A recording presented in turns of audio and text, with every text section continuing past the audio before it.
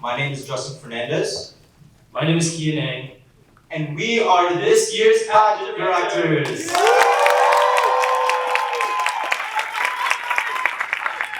This year's theme is ENFABLED. So this year's AKM pageant celebrates the memory and continuation of ethnic, familial, and community values through the purest form of enculturation. Storytelling! Passed down as movies, bedtime stories, or illicit bits of hot goss. It's honestly unignorable. The stories we hear are the ones that make us feel the most alive.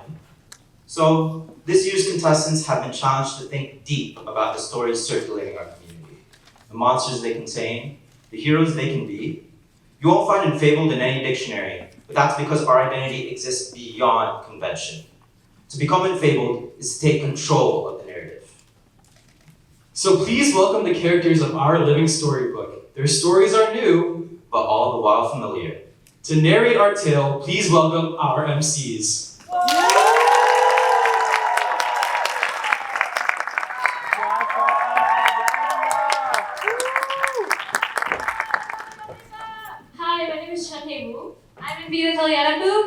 And we will be your MCs for tonight!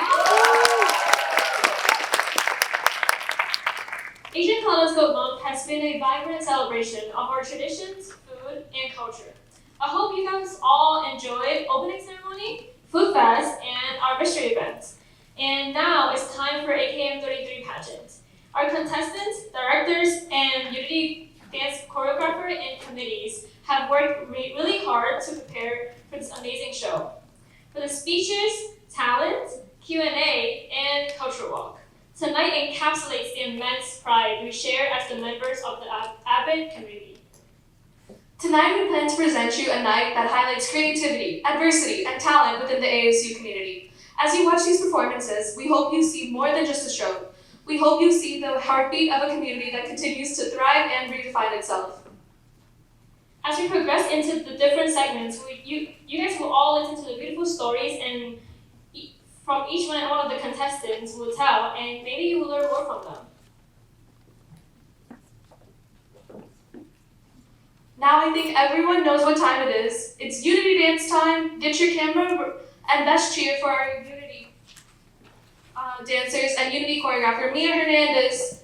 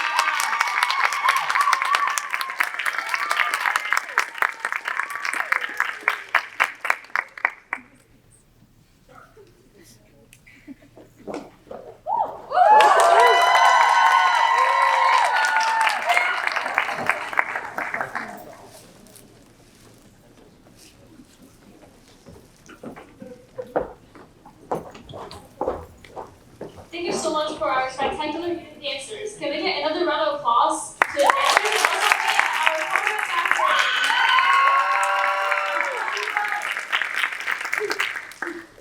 Now moving on from wonderful performances to wonderful causes. This year for philanthropy, we will be partnering with the National Coalition for Asian Pacific American Community Development. This coalition strengthens, advocates for, and unites over 100 community-based organizations. Through the initiatives such as Empowerment Economics and their Community in the Capital program, they have improved housing security, economic opportunity, and neighborhood equality for low-income APIs. Their work has truly left an impact on so many individuals. National Kappa CD has mobilized so many people to take charge and shape their neighborhood. They've developed a large array of communities of color to thrive. We are proud to say that a portion of our AKM's profits will be going towards them. So now, let's introduce our judges. We have 6 judges. First, we have BSU External VP and African Studies Scholar, Marsha Charles Pierre.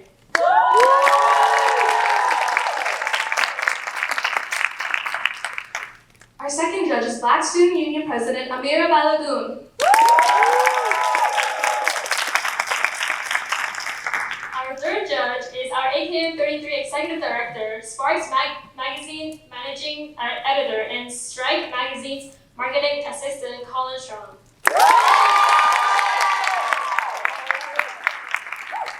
Our fourth judge is reigning Mixed ASU 32, who represented and was former president, Serena Kawachari. Our fifth judge is Miss Vietnam 2026 Atlanta Ho. Last but definitely not least, our sixth judge is treasurer of the Hispanic Latine Heritage Month and board member of Hispanic Latine Student Assembly, Arturo Zurate. Before our show starts, first comes our first giveaway of the night. But do you think you know our 8 contestants? Only one way to find out. So for each giveaway, we're gonna ask a question, and the answer will always be a contestant name. So if you know the answer, raise your hand as soon as I'll count 3, 2, 1, and then raise your hand, call, and then our amazing pageant director, Justin and Ian, will run around and run to you, and then if you get it right, you get a prize, and you get it For this round of giveaway, there will be an Opus goodie bag and a pair of Stage 7 1-hour karaoke vouchers on the line. And yes, one person will get both of the karaoke vouchers, so lock it! Are you guys ready for the first question? Yes? Okay, so the first question is, yes, okay. So the first question is, which contestant's passion include Sonny Angel? Okay, wait, count 3, 2, 1, yeah, I'm so sorry. Okay, 3, 2, 1. Sam was really fast. Is it doll? It's No, not doll. it's not doll. She loves them though. Okay, let me count 3, 2, 1 again. 3, 2, 1.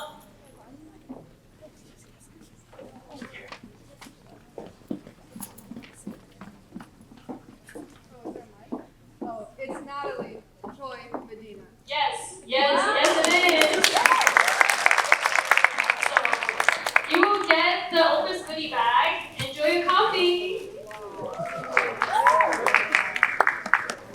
Our second question is, okay, I'm gonna count to 3, 2, 1 after the question, okay? Our second question is, which contestant outside of work and school can be found at La Tienda? Okay, 3, 2, 1. It's Kayla! Yeah. You just won a pair of Stage 7 1-hour karaoke vouchers. Congrats! So now, the moment you've been all waiting for to meet our contestants. Each of these sensational contestants tonight have cultivated something beautiful within their respective community. They've learned what it means to take control of the narrative and become truly ENFABLED individuals. Now comes the time we celebrate them, who they are, and how they've grown.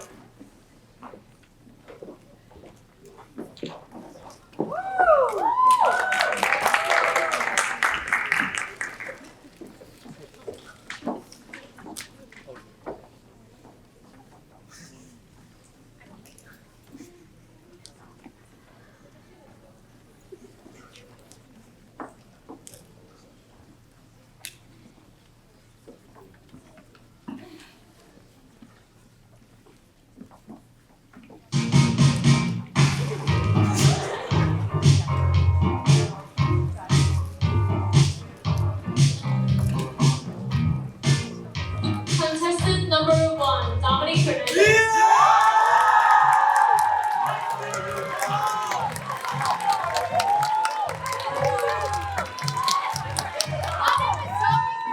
I'm representing the Filipino Student Association.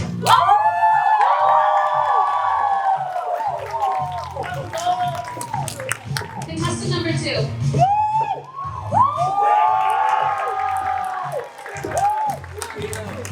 My name is Steven Fair, and I'm representing Idaho Side Fraternity Incorporated. Contestant number 3.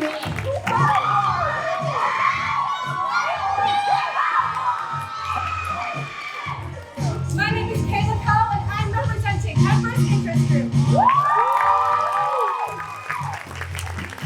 Contestant number 4.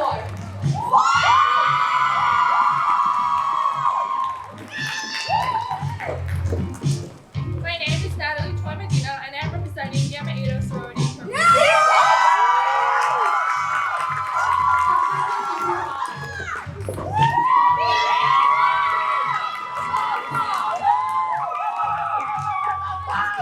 I'm representing Chinese American Student Association.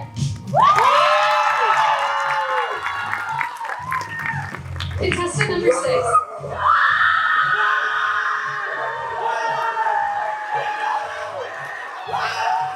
My name is Diego Wynn, I'm representing Surge Interest Group.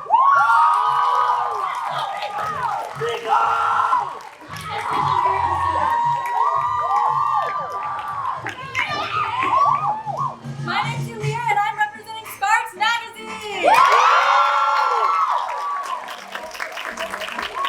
Contestant number 8.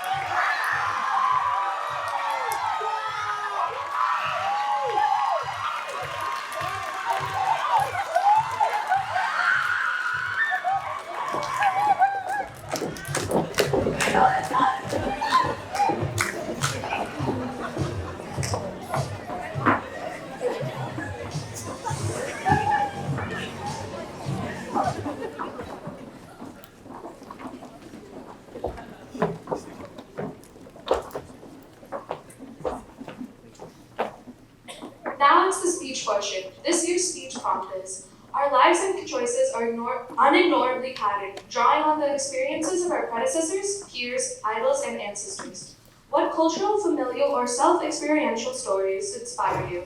And how will you draw from them during your time as mixed ASU to impact the APNIC community for the better? Now let's hear different contestants answer this prompt with their unique experiences. Embodying the pillar of dance, culture, sports, and philanthropy. Contestant number 1, representing the Filipino Student Association, is Dominique Fernandez.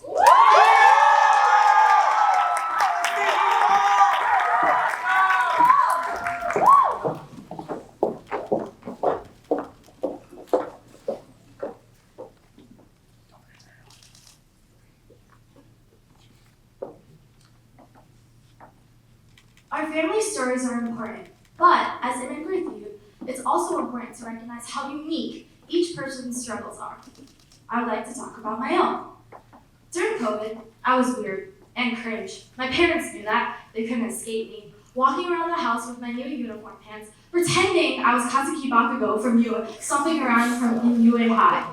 But when school started, you can't be weird. You can only be white. You can only be normal. You have to act like a normal person. But what is normal? Being from an immigrant household, it's not something I'm familiar with. All I could sense is I wasn't raised white. So my mind would overcorrect itself in order to fit this normal that I saw. Constantly overthinking 24/7, 365. Despite all my hard work, I was still left isolated my senior year. It might sound sad, but I was now allowed to reconnect with my true self, coming to terms with this overthinking mindset that I had developed. Of course, it's not fully gone, but I have created so much progress ever since coming to college, pushing me towards my goal of eliminating it. This is my story.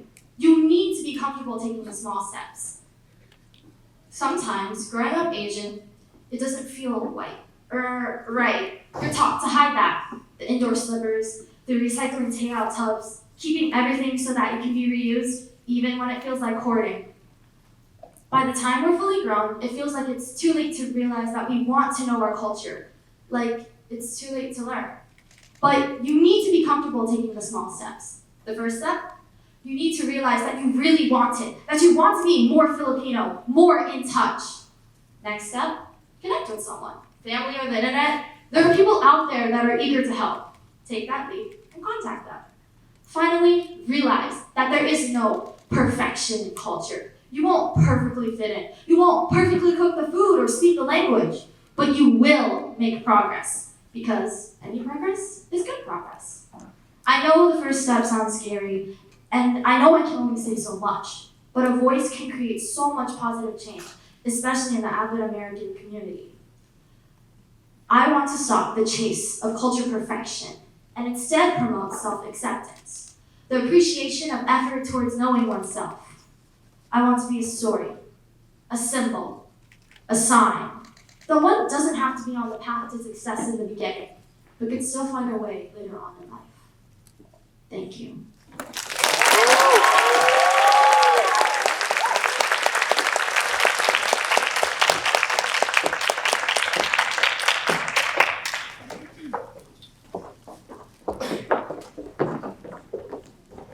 What an inspirational speech by Dominic.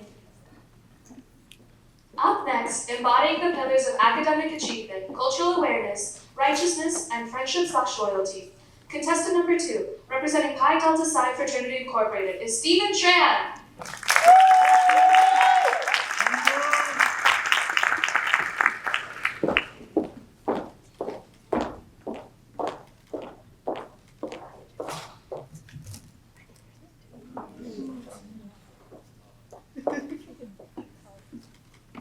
My parents lost something to brag about. After I got rejected from all the Ivy League colleges they had expected me to go to, but at least I knew my 1570 would get me into my safety school, UF.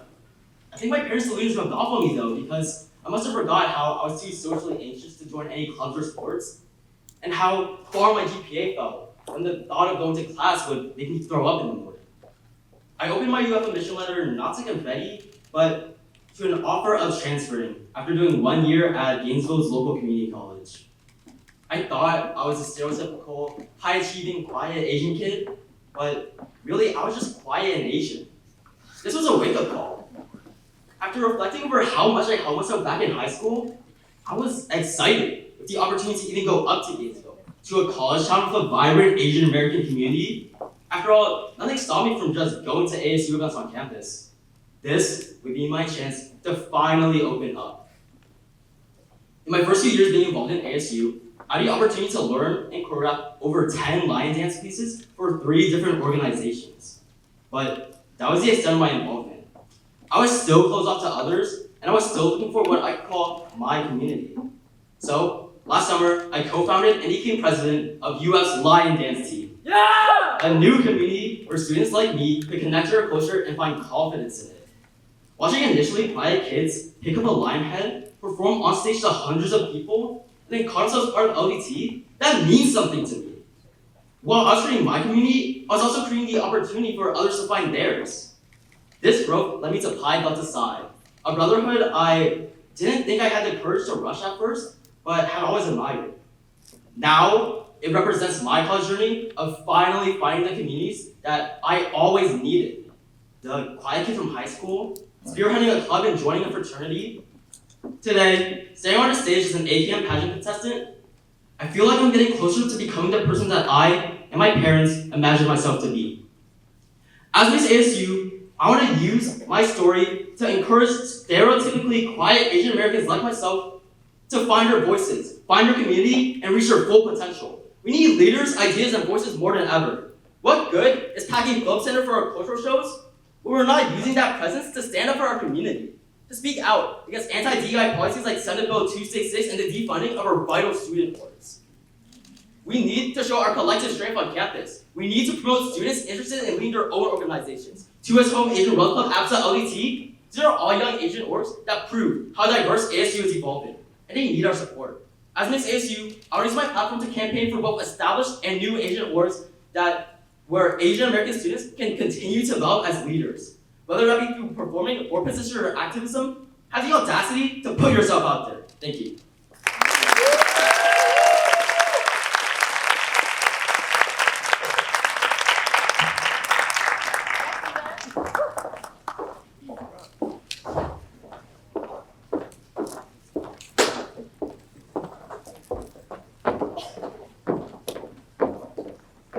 Thank you, student, for sharing your journey. Up next, consistently empowering, motivating, persevering, respecting, and exemplifying the strength to assist them. Contestant number 3, representing Empress Interest Group, is Kayla Ko.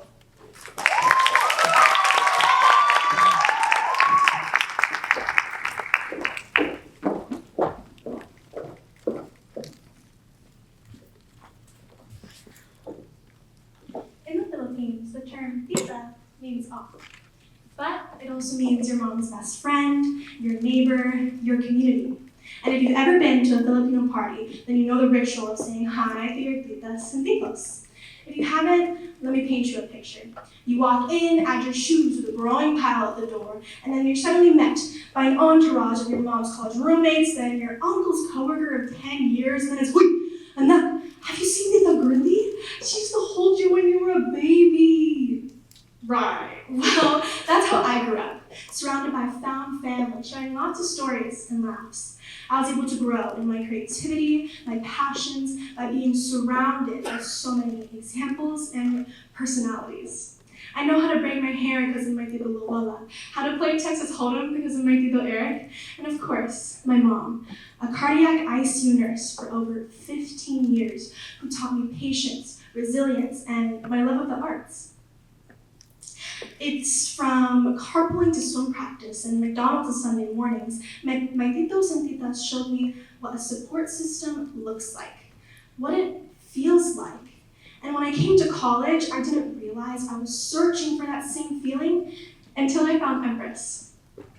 My family back in Orlando showed me how to support others, but growing alongside these women revealed what empowerment truly means. Now, it's carpooling to Monday meetings and BJ's on Saturday nights. It's learning how to make sushi bake with Wendy and gaining confidence from my mentor, Tumi. I found myself learning again and again from everyone around me, learning how to take up space, learning how to grow, learning who I am. I am a living mosaic of all the lessons I've learned, conversations I've had from the community that made me brave enough to be here on the stage today. As an artist, we're taught that no idea is completely our own. Everything we create is a culmination of our inspirations. So maybe it's your student org, or the 14 littles that look up to you, or maybe you're still searching for that support system here. If that's the case, talk to anyone here tonight. Your community is waiting for you. As Mix ASU, I want this title, this crown, to be a reminder. A reminder that if you're lucky enough to have already found your community, become the source of support for someone else. So that the next time you're listening to someone's struggles, someone's hardships, someone's lore drops, you show up. Learn with them. That is how lasting change is created for the APED community. Every piece of art has a muse, every story an inspiration. Your community is not something you just find. It's something you become. Thank you.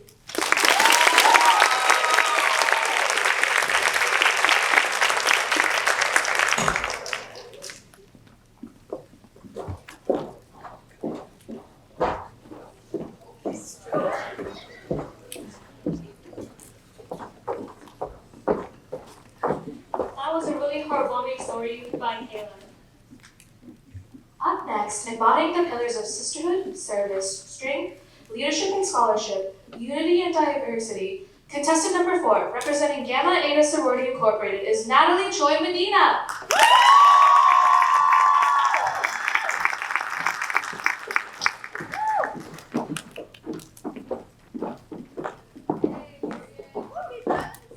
They start?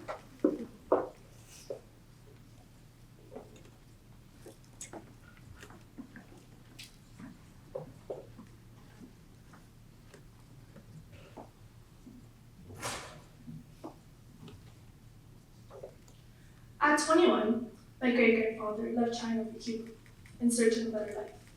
At 24, my parents, alongside myself and my brother, left the Canary Islands for the United States, carrying courage, resilience, and hope for opportunities my parents couldn't yet see or touch. But migration stories like these are rarely only about hope. They're about sacrifice, uncertainty, and loss. I grew up hearing fragments, new languages spoken with hesitation, long work hours that left little room for rest, and the unspoken belief that success in the next generation would justify the struggle of the last. As a Cuban Chinese child, I grew up in spaces where my identity was questioned, simplified, or unseen entirely. I learned early what it meant to live between cultures, between histories, and sometimes between expectations. Now, at 22, as a senior at the University of Florida, I stand at a different point in my journey. I am the first in my family to pursue higher education, walking through doors my family built but never had the chance to enter. With that opportunity comes responsibility, not only to succeed, but to understand who I am, beyond survival. My experiences have taught me that intersectional identities are not conflicts to be resolved, but rather strengths to be recognized. Multicultural and multiracial students exist, and our stories carry perspectives that campuses need, like UF and every other campus, to truly understand and belong to everyone, all of the people in this room and beyond. When we honor intergenerational voices and affirm intersectional identities, we transform sacrifice into belonging. If given the chance to serve as Mix ASU, I will focus on creating spaces where students see their full identities reflected, not partially understood, not invisibly carried, but openly valued. I will uplift conversations between generations of APED students, ensuring that heritage and growth are not in conflict, but rather in dialogue. I will advocate for the voices that are too often left out of the narrative of what our community looks like. Because the journeys before us, they were never only about arriving. They were about making it possible for the next generation to be fully seen. I will dedicate my voice to making sure that every student who lives between cultures, between identities, between expectations, knows that you're not in between. You're the bridge forward. Thank you.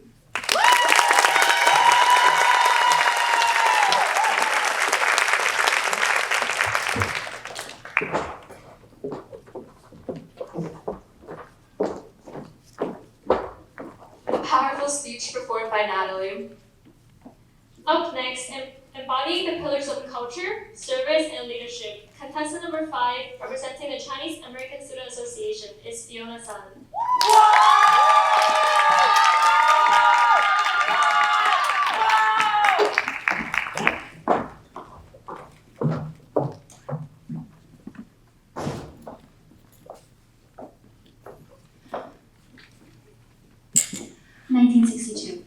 My grandma was born. I love her when she asks me how I'm doing at school, and I lie, just a little, just to keep her happy. I especially love her when she tells me to cherish my youth, because I see the regret in her eyes. 1986. My mom was born. I'm scared of her piercing voice and cutting words. That my birth ruined her. I'm especially scared that it's my fault she's like this. 2026. I'm still scared of her. Maybe it's the way her words hit too close to home. Or maybe it's the way I know she didn't want to have 919, if not for my grandmother. To keep supporting the family with a beautiful smile and a quiet voice. But my mom regrets me, I can tell. And I'm scared to admit that. That in her heart she isn't and probably won't ever be ready to accept that she grew up so quickly. So maybe I'm not scared of her, but something that I'm too cowardly to accept. I will never be good for her. I'm a constant reminder of why she feels trapped by her own family. But no one should know about this. Oh no. We are a happy family, built from rags to riches and cultivated to achieve the American dream. After all, what is there to be upset about if I'm in a much better place than others? If I have so much more now than what my family before has ever had combined. My grandma always tells me, but she's still my mother, that I should love her, call her mom, even when it hurts. Don't cry, don't frown, always smile, girls are prettier that way. I can confidently say that excessive negativity is unhealthy. But what about too much positivity? Since joining ASU, CASA, and the DNC sorority here at UF, I have found myself a community that has allowed me to be the happy, energetic, and hyper person that I am, without shaming me for my moments where I'm sad, tired, or upset. Something that wouldn't have flown back home. Where I was expected to always perform positivity has now been replaced with the acceptance of my negative emotions. So, this didn't start in 1962. The enduring generational trauma within women, especially within the APID community, has long been built on a stigma for a positive image and against negativity, even if it's a natural part of us. So let's break the cycle. I want you to feel upset. I want you to feel afraid. I want you to feel every negative emotion we've always been told to hide. Because that's normal. I want you to be you. Authentically you. Thank you.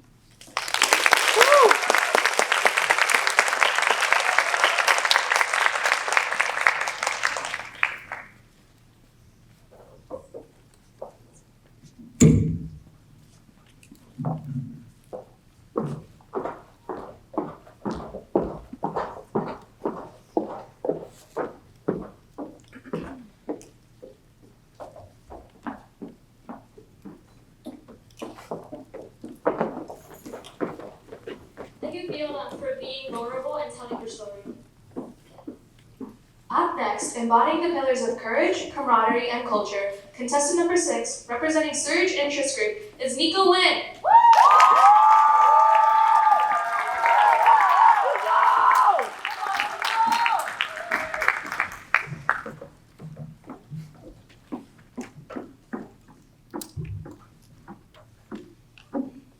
One of the most harmful things you can hear while growing up is, "I'm so disappointed in you." Right? Well, I believe I have another contender. Did I do something wrong while you were growing up? Like many other Asian American kids, I want to make my parents proud of the person I am today. There are so many sacrifices that allow me to stand on this stage today, and I cannot begin to express just how appreciative I am for them. But the person I am today isn't the person my parents are proud of. They are proud of what came 21 years ago, their first daughter. And I feel so guilty that I'll never be her. I am a trans masked Vietnamese American, and I know the characteristics of an ideal child. They're respectful, disciplined, smart. They honor tradition. They understand that they need to make their parents' sacrifices mean something to keep the family going. Now, I'm already hearing what you're going to say. Oh, they're your family. They'll accept you no matter what, right? Oh yes, I do have to believe that. I've already had the invasive experience of being outed, and my family loves me, and I love them. But that doesn't mean it wasn't without years of conflict. I have heard all the comments, even the ones that they haven't told me to my face. The awkward car ride home when they found out from someone I made the mistake in trusting, how my only sister is pressured to be the last normal child. All of it. And I've asked myself all of the questions. How would they react? Is it easier to keep up this facade? What if they're never able to accept me? Are they willing to lose me? Am I willing to lose them? But I'm still here today. While the journey of discovering myself was long, hard, and full of many poor outlet choices, I finally feel the most me. Last semester, I had my most recent major change of going by my preferred name. While Miko started as an unreachable dream, now I can go visit my aunt and she'll tell me that I'm her favorite nephew. Today, I'm reminded that I found so many friends and family that have supported me endlessly. They're who I'm inspired by. I've learned that the importance of truly being me without apology, that people shouldn't need someone else's permission to exist, that their worth isn't tied to what others expect them to be. I strive to make a stand that it's completely okay to exist exactly how you are. Standing here today, competing for mixed ASU, is a reminder that you can find strength in times even when you feel like you need to hide, that there are audiences of people that will accept you unconditionally, and if anyone needs that community, they will find me there. So no man, no Beth, you didn't do anything wrong while I was growing up. I wouldn't be the kind, genuine, and thoughtful son I am today without the both of you. You still inspire me. Thank you.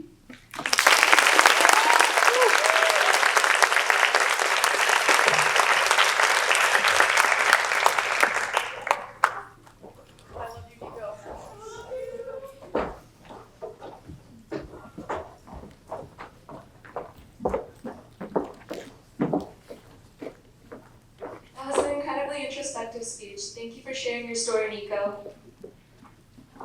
Up next, standing for the student professionals in content, design, photography, and publicity. Sparks Magazine is represented by Leah Lee.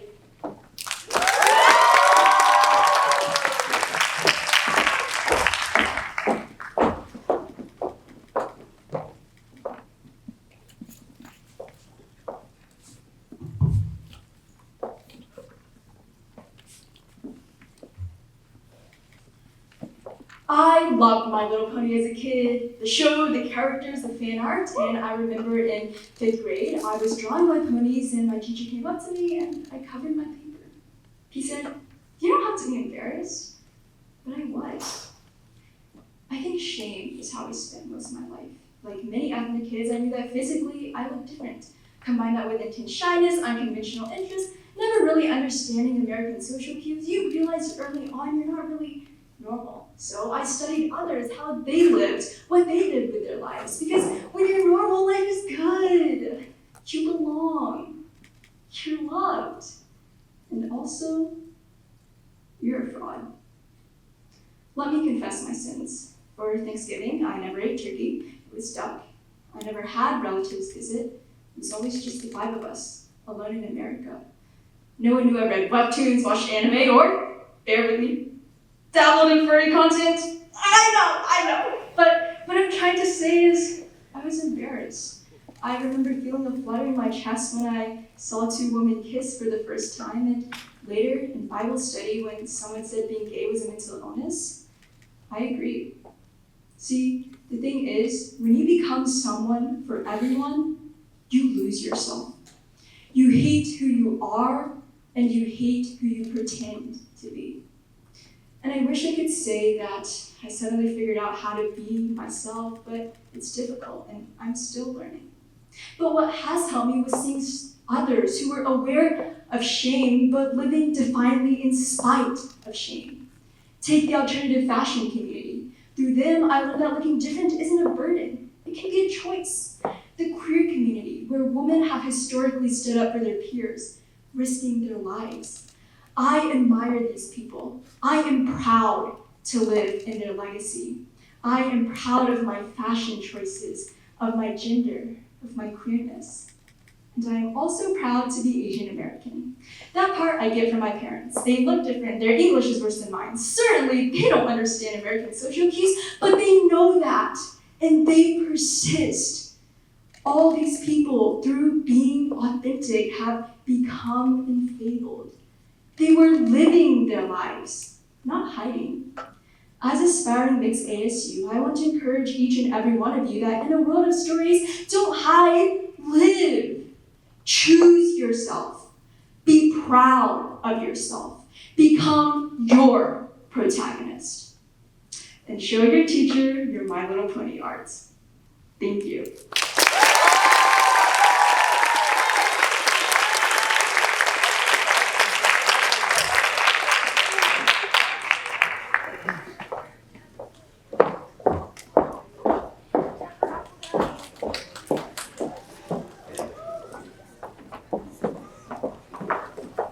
What a wonderfully authentic speech by Leo.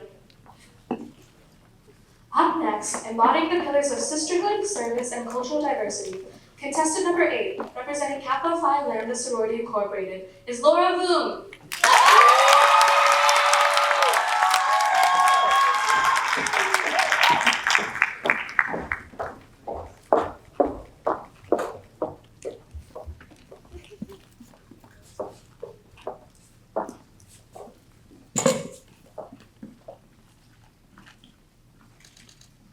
I want to believe in the afterlife. I want to believe in afterlife. I'm supposed to be Buddhist with the rest of my family, but I have to crawl my bookshelf. I attend my hometown Catholic church.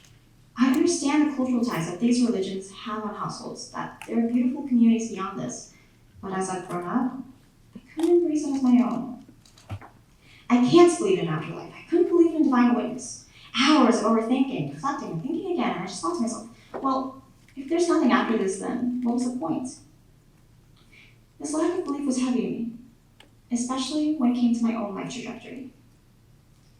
Suicide and thoughts of it, they don't just happen. It happens when people no longer feel connected to the society around them.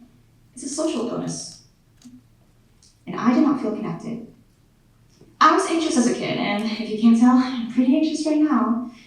This disconnect hurt me.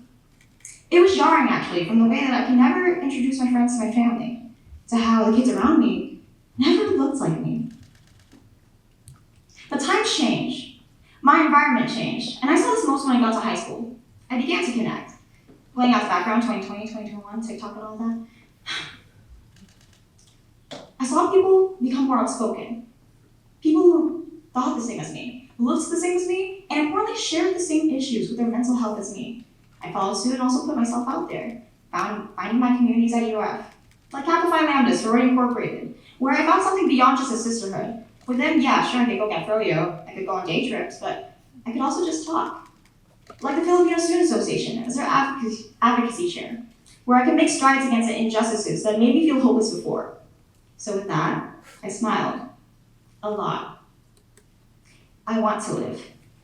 And I also want to say that this issue isn't just unique to me. It's a perspective that we should push forward. As a candidate for Mixed ASU, I want to show that there aren't destined people for success. That just because you think, oh, I'm such a chud, that doesn't mean you can't come up here and speak up one day as well. I also want to show that even if people were given everything, warmth, connection, privilege, on a silver platter, that doesn't mean we don't deserve that too. When somebody leads a community, it reflects something about that community, not the individual. So let's spread awareness and make spaces where people do not feel invisible anymore. And let's advocate for communities whose fates are written alongside ours as well. So reach out to the people you haven't heard from in a long time. Check up on your friends because you don't know what they're going through. Because maybe we won't ever know if there's an afterlife. Because we know we have this life. Because we have. Thank you.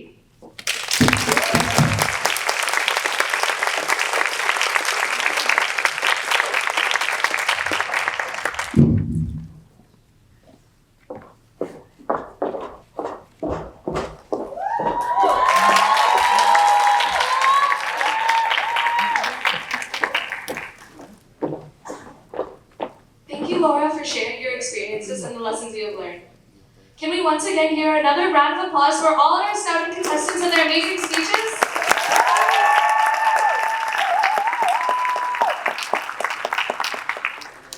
Now it's time for a little break before you get to see the contestants shine even more.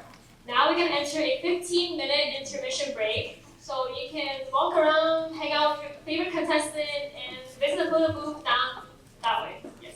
Thank you. Thank you.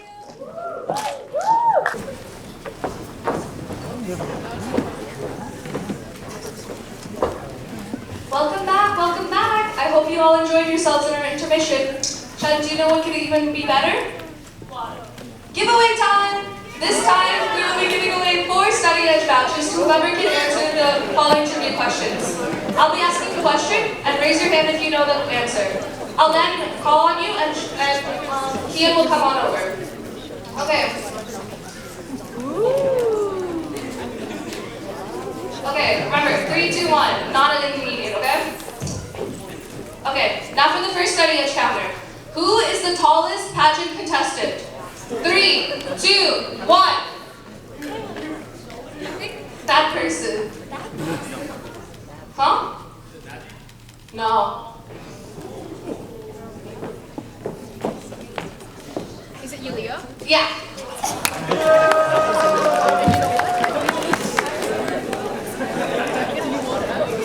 Congratulations on your study edge vouchers. Good time to walk again.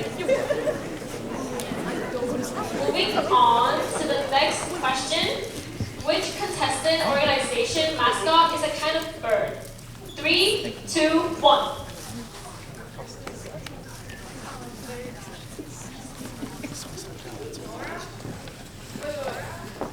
Yes, yes.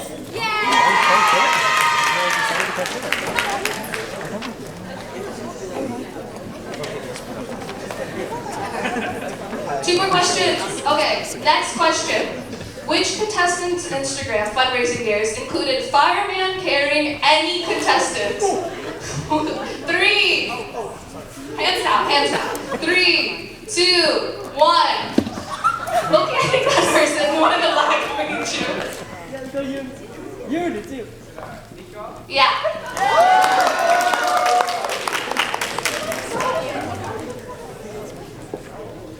Okay, last question is, which contestant's speech was about toxic positivity? 3, okay, wait, I have a count. 3, 2, 1. Oh, wait, I didn't see. Did you see? No. Let me do it again, I'm sorry. 3, 2, 1.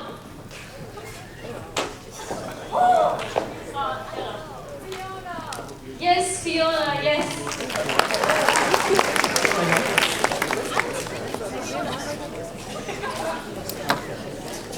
Congrats everyone. Now comes one of our most exciting segments of Party Pageant, talent. Each of our lovely contestants will now showcase a piece of themselves and highlight their passions and individuality. Prepare to witness a broad display of talent from elegant performance that encapsulates tradition and grace to performance that highlights the modern beauty present in today. Now to start things off, Dominique, for her talent, she'll be performing Binusuan, a Filipino traditional dance.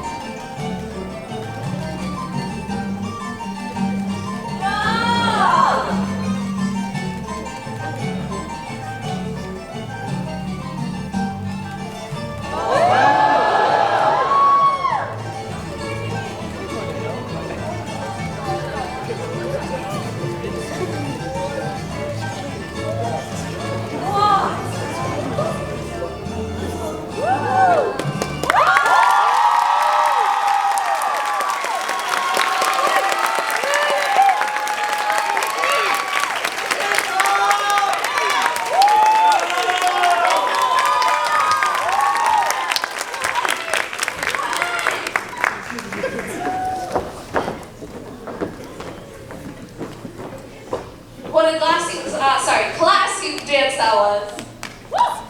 Up next, for Steven's talent, he'll be performing a modern dance and a modern lion dance.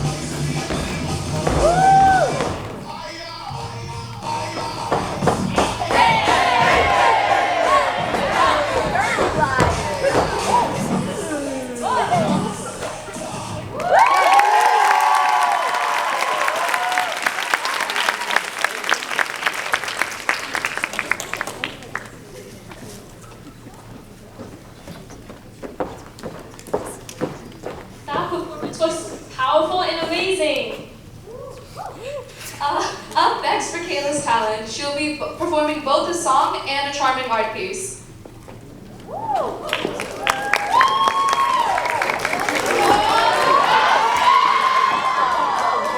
Good evening, everyone. So, for my talent, I want to share my two passions, art and science. So, of course, the most obvious thing to do is to sing all the elements of the periodic table while drawing someone. Right, that's the first thing you think of. Yes, yes. So if I could have someone brave enough to join me on stage. Oh, you're right there. Yay. Come join me. Beautiful. Yes. And while she comes to join me and striking a pose, we're good to start.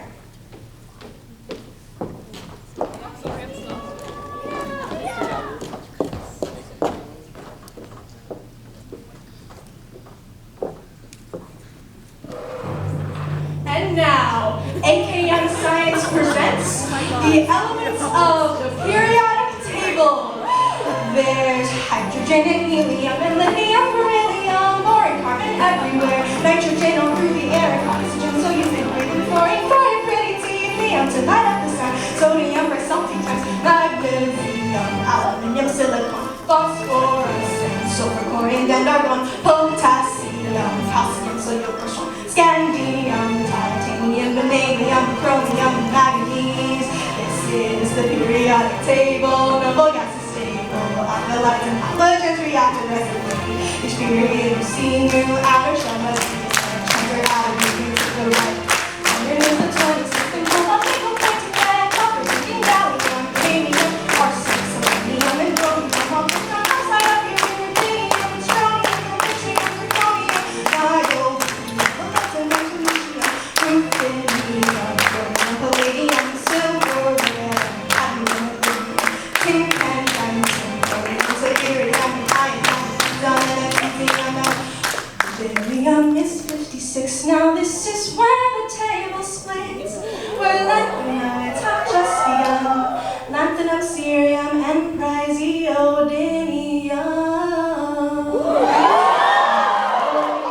Next to promethium and 62.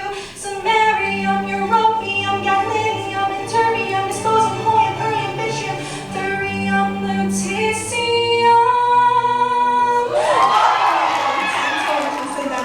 Neon, osmium, and iridium, platinum, gold to make you rich till you grow old, mercury to tell you when it's really cold, thallium and lead is good for your tiny polonium, acetine, monabium, uranol, actin, not last a little time, radium and actinides at 89.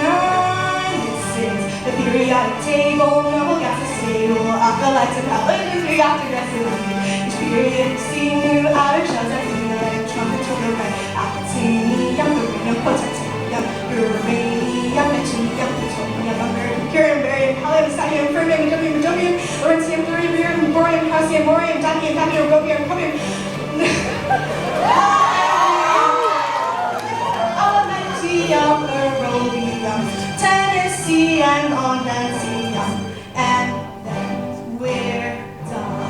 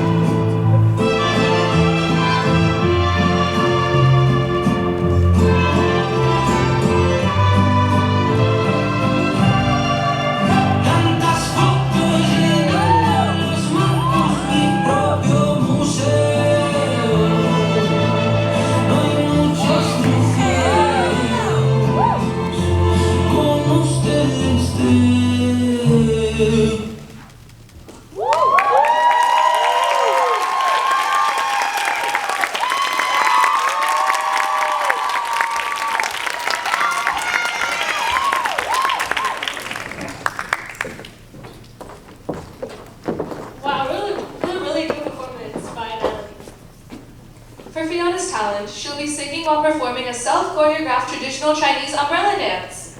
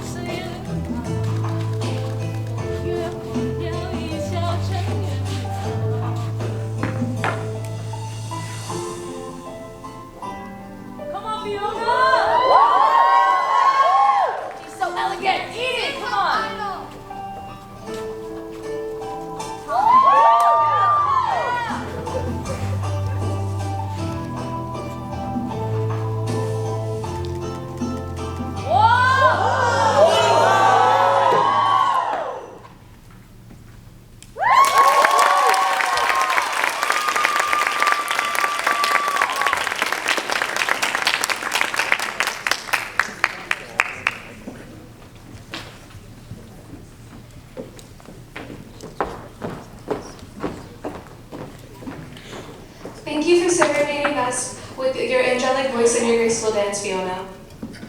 Now, for Nico's talent, he wishes to express his idea of ENFABLED by honoring the ones that came before him, but putting his little own twist.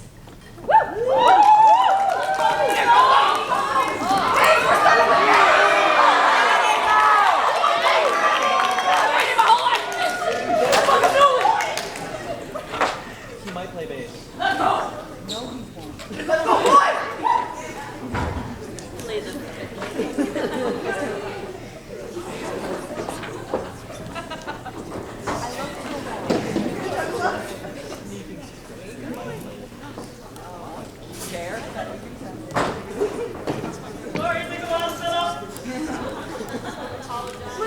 You sound like a dog!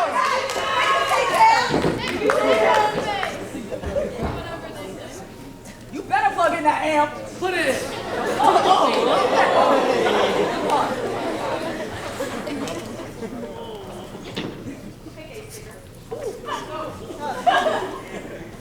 What a sexy face.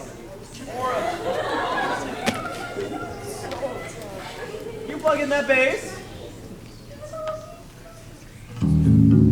Ooh, you better play for me.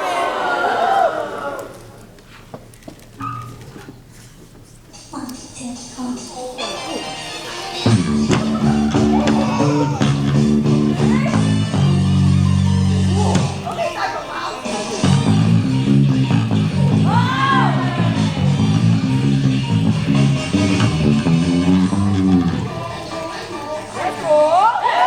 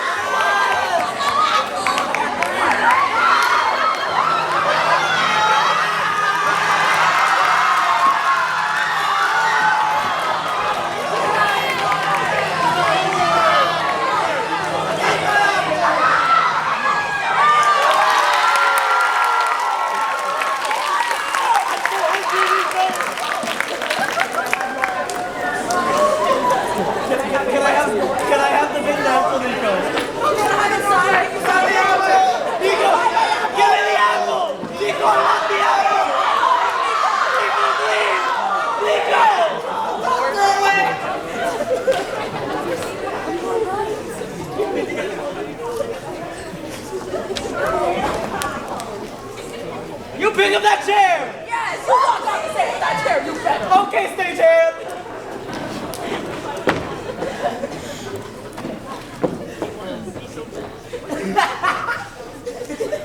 Nika's performance was the apple of my eye. But you're the apple of my eye. Okay, for Yulia's talent, she'll be combining mask, femme, Chinese opera, and burlesque elements to tell the story of Sun Wukong, the Monkey King, through drag.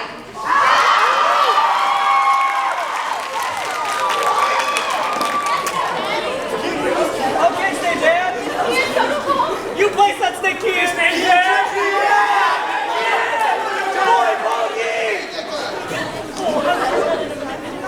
Oh, yes.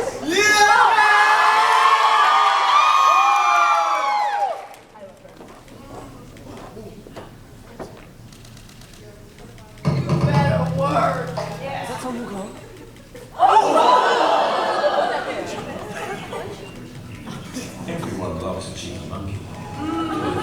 Social and intelligent. Primates are fun and fascinating to watch. There is a great appeal, perhaps because they bring out the inner primate in us.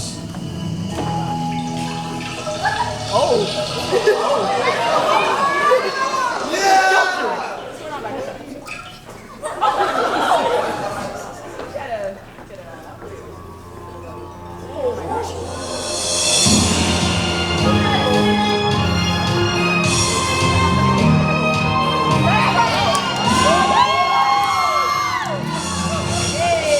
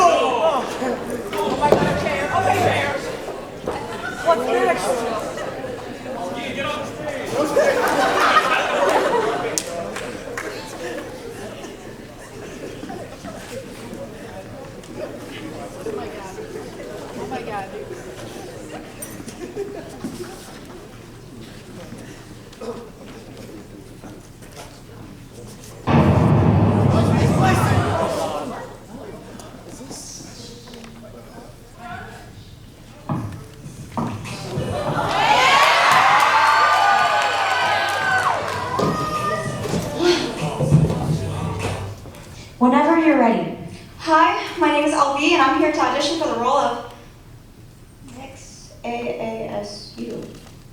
Wow. Well, that's good you know what you're auditioning for. Well, yeah, of course, it's on the application. But anyways, speaking of the application, I thought this was supposed to be in Little Hall. Tell me what talent you prepared. The talent, right. The talent. It's kind of niche and underground. I feel like you wouldn't really understand what it is. It's like...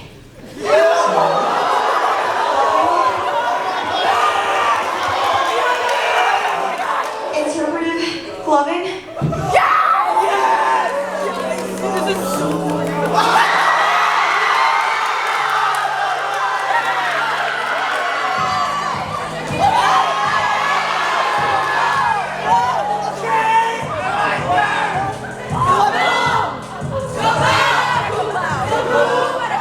Wow, that was really bad. The flow between your hands was very uncontrollable. Wait, I have another talent. It's taking a while for them to get here.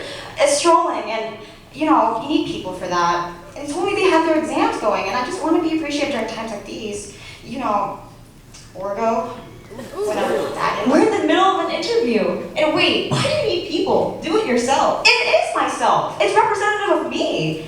I mean, I choreographed and taught it, so it's representative of me. Okay, well, And representative of the communities that it represents.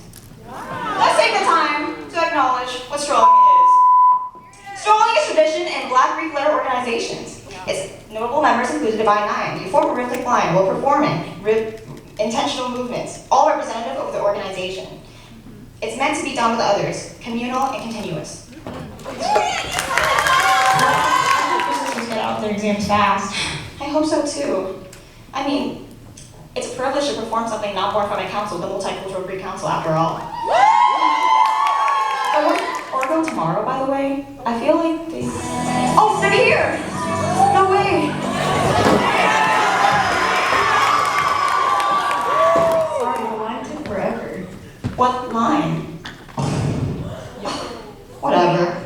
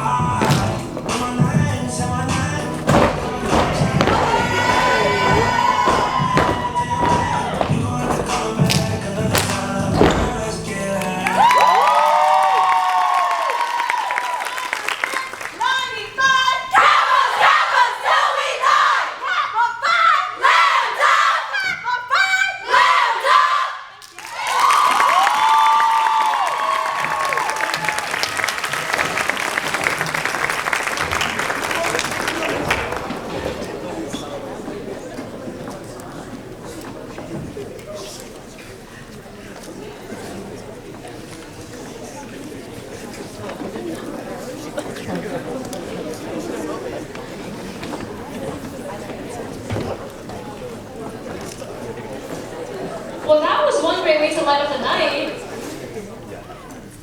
Not only did we just get to see a beautiful display of beauty, grace, talent that combines culture and diversity, we will now get to witness a vibrant and mesmerizing addition to our evening.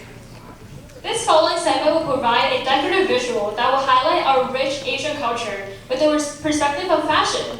We're delighted to present the cultural fashion show. Sit back and relax and prepare to be entranced by the tapestry of our contestants we have in store.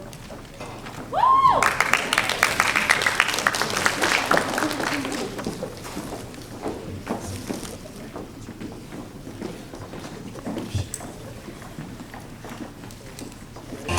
Contestant number 1 is Stephanie Fernandez.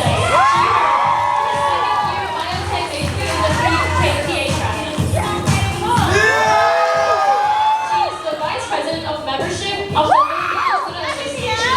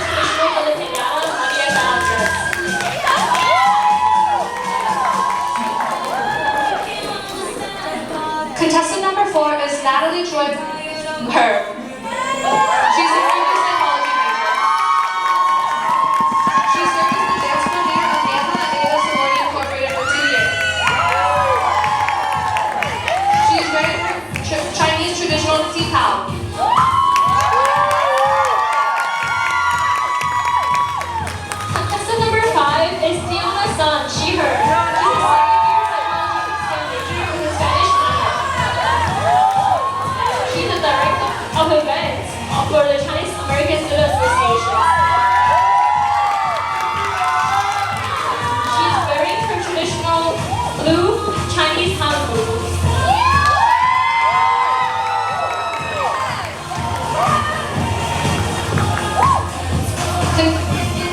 Contestant number 6 is Nico Wynn. Be there.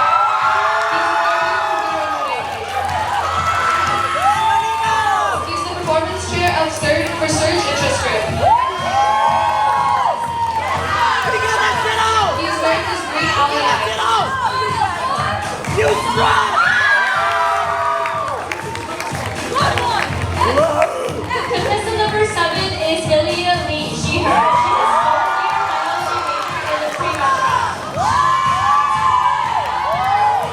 She's the lead content editor for sports magazines. She's wearing her traditional Chinese clothes tea towel.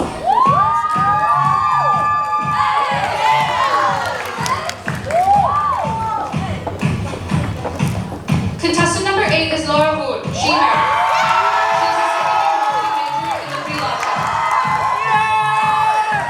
She served as fundraising and recruitment chair for Kappa Phi Lambda Sorority Incorporated. She's wearing her red ally.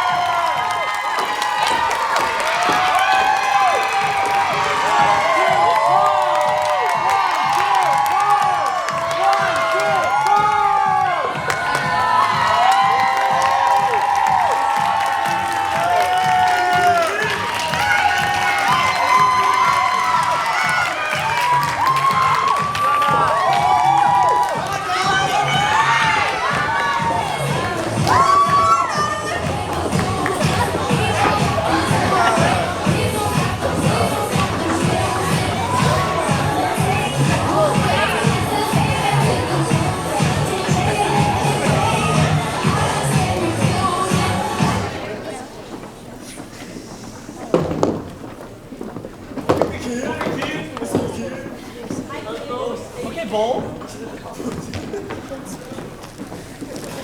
You hold that microphone. Yay! Boy Boogie!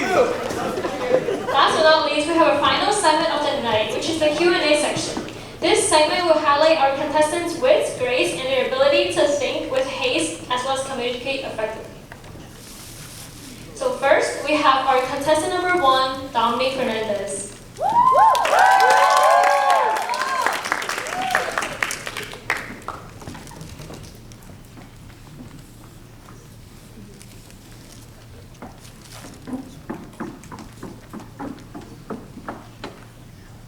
Give us a minute, please.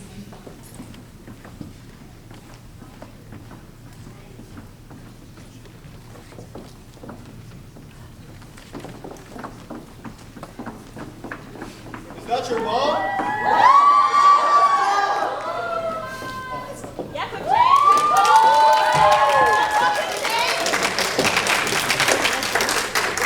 Dominique, please pick a question.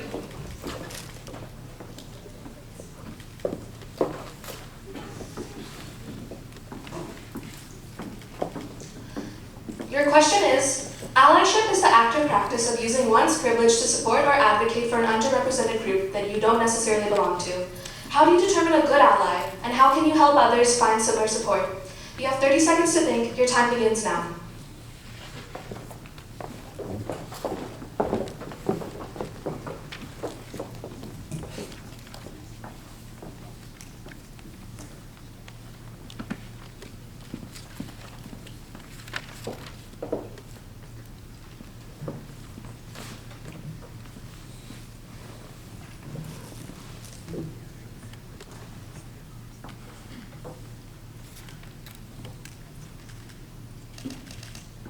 Dominique, you must begin. I believe that being a good ally means that you use the privilege that you have to help uplift the voices of those marginalized. Not just talking about their culture or their community because of a trend, something quick cash grab, but to always stand by them and not overlook the injustices that they are currently facing.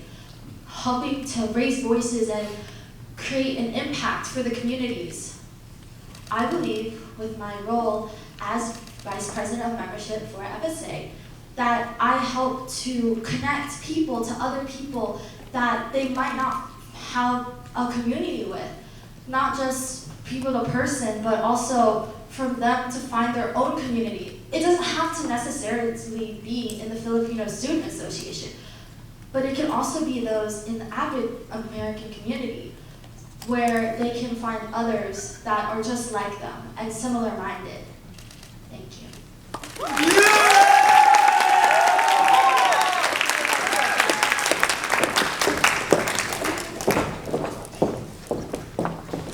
Thank you, Dom.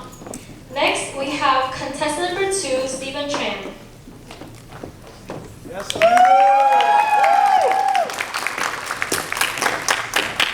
Please pick a question.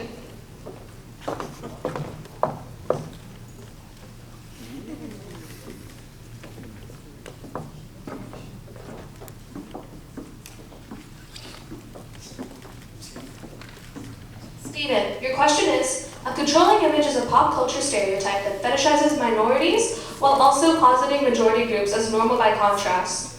What is a stereotype or controlling image that the APID community struggles with today, and what can we do about it? You have 30 seconds to think. Your time begins now.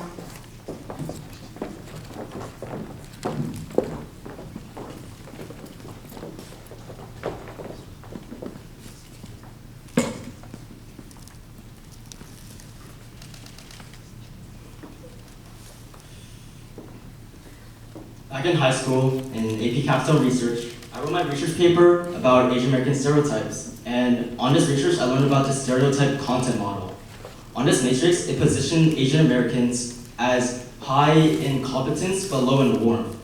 This stereotype, the cold but competent stereotype, positions Asian Americans as just people without emotions, people who can do the work, but if you talk to them, like, they're boring. I internalized this stereotype. In my speech, I literally talked about how growing up, I thought I was a stereotypical high-achieving, quiet Asian kid.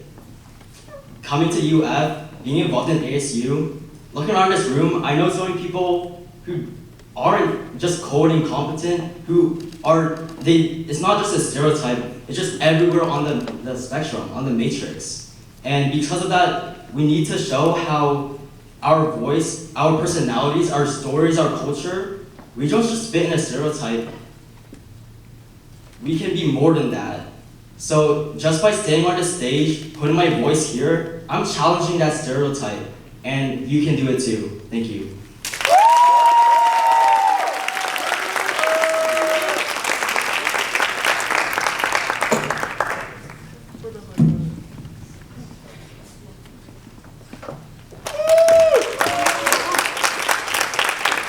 Thank you, Steven.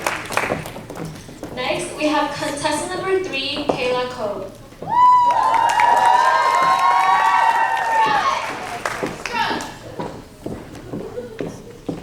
Kayla, please pick a question.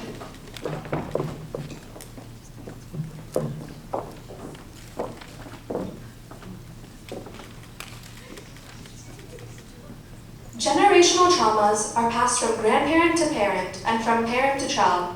What is the better way of overcoming them? By taking a step back and letting it go, or by getting closer and confronting the older generation directly? You have 30 seconds to think. Your time begins now.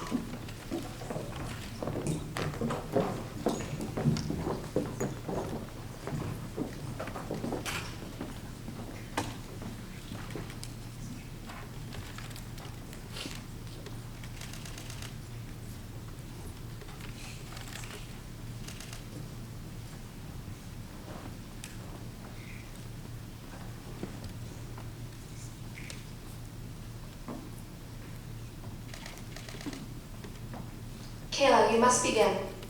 Generational trauma is something I can say everyone has experienced, but generational trauma is never black or white. it always has a gray. When we think of generational trauma, we have to realize that it's their first time of living. So when you think of how to address generational trauma, you have to be empathetic.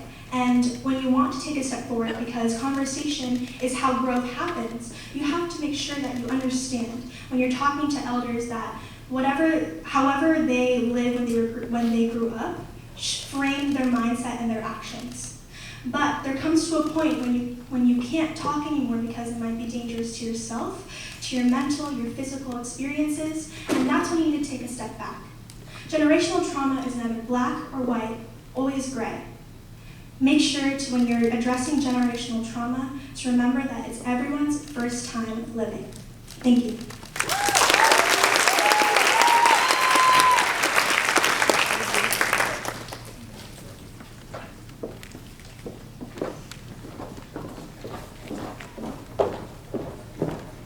Thank you, Kayla. Next, we have contestant number 4, Natalie Choi Medina.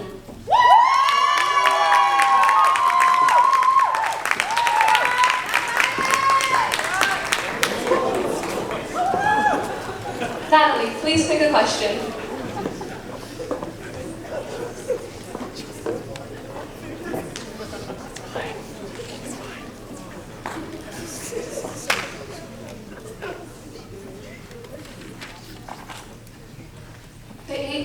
Your question is, the Asian diaspora refers to the mass migration of Asians from birthplace to other countries.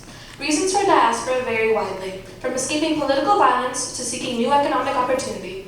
In what ways do the effects of the Asian diaspora still linger, affecting you, your family, your community, or loved ones? You have 30 seconds to think. Your time begins now.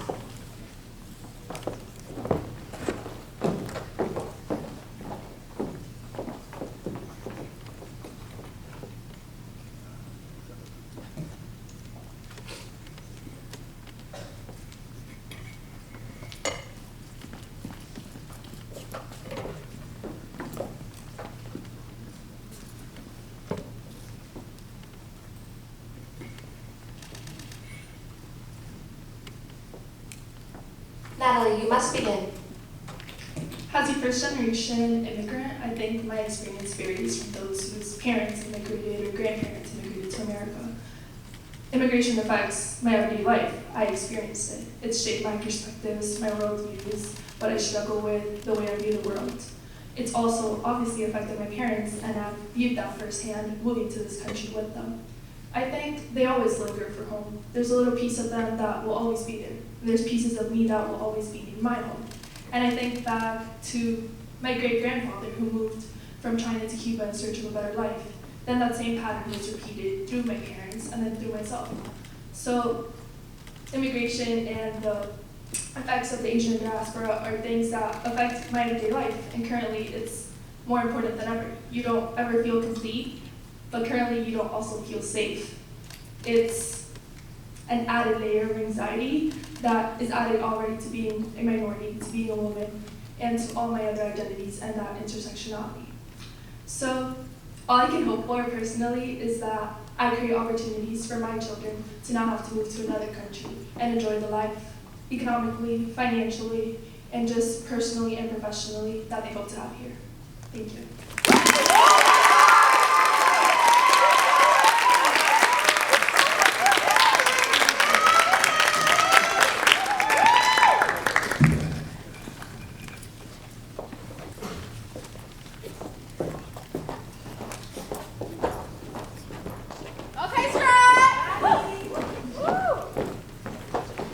Thank you, Natalie.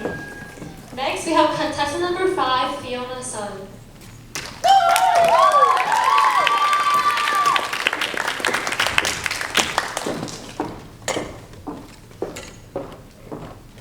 Fiona, please pick a question.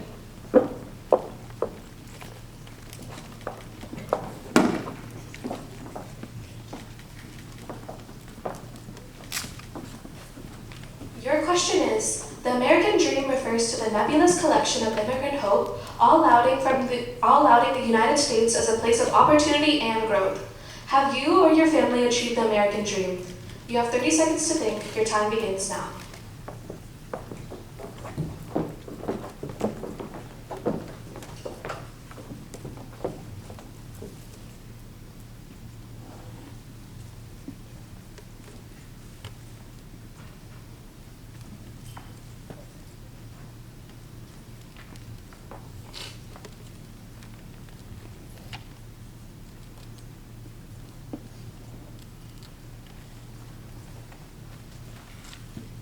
Fiona, you must start. The American dream. The American dream and hope have many similarities. My parents came here with the hope of a better future, with the hope that they themselves and their children will live a better life than they did back in China. And I think that is an enormous and wonderful thing to work for. The United States is a place of opportunity and growth, and I think my family, they have achieved that. Why? My parents came here with nothing but things in their suitcases and clothes on their back. Everything that they owned, they carried with them physically. But in their hearts, they carried something stronger, a desire for growth, a desire for something more.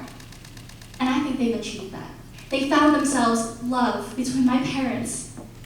They found themselves their children. And now their dream lives on in me. My American dream has not been achieved because there's so much that I have yet to achieve. There's still so much that I have to live for. There's still so much that I have to make my parents proud, and I have not gotten there yet, but I will, eventually. Thank you.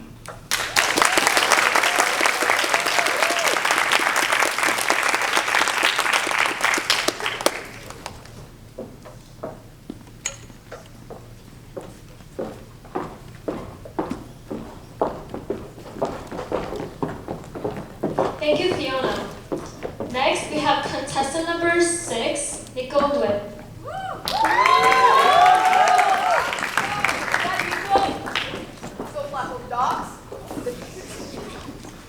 Nico, please pick a question.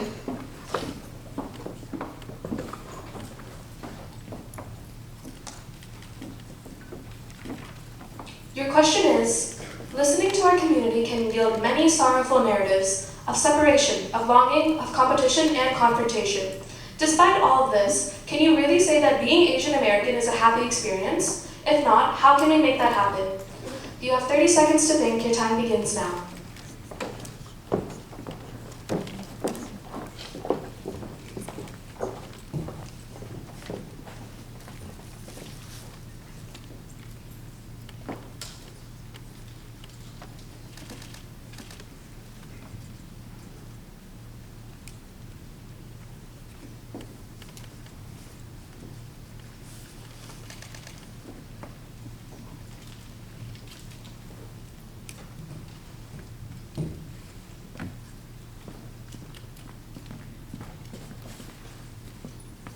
Well, being Asian American, we're a part of a minority. We deal with violence, we deal with stereotypes, we deal with things that are unfair for us for something that wasn't our choice.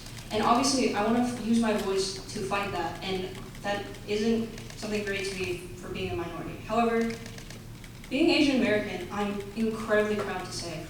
I'm so proud to come from a rich history of culture that is unique to me, that my stories, my family stories, are able to be passed through me, to be told by me, for them to live on for years to come. I'm so proud to come from places with great food, with great storytelling, with great performances. And being Asian American is something that I will always use my voice to support, to fight for, and something that I am so happy to be. Thank you.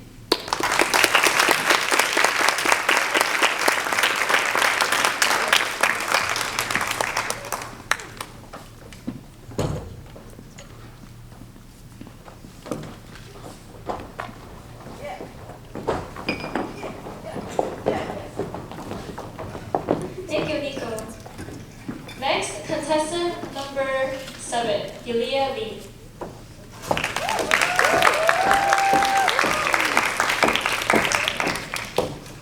Yulia, please pick a question.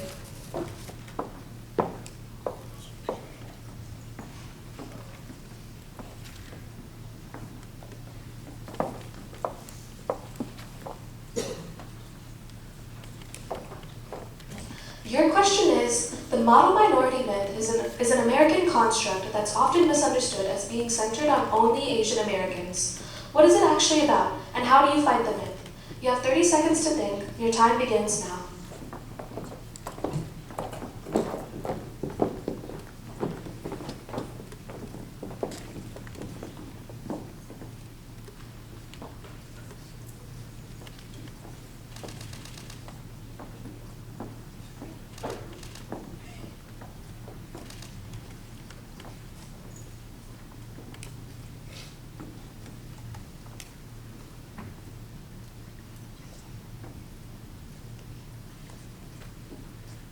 Helia, you must begin.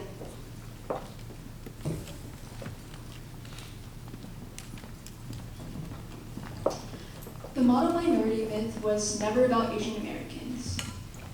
Instead, it is a tool used by people in positions of power to pit minority groups against each other. And I think this is really terrible. It makes us fight within our own communities.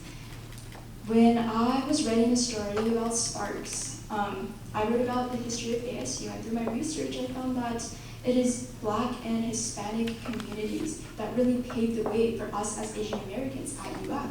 Before ASA was established, before ASU was established, BSU and HSA were established, and we as Asian Americans were able to use the resources and the connections that were given to us by other groups to pave the way forward. And I think that this is something that is lost when we think about the model minority myth. I think that we as Asian Americans need to decenter ourselves. We need to start being allies for other people, because the model minority myth is a tool used to divide us, when in reality, we need to unite.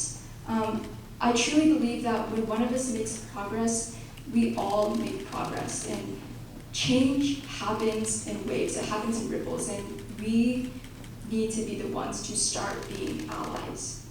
Thank you.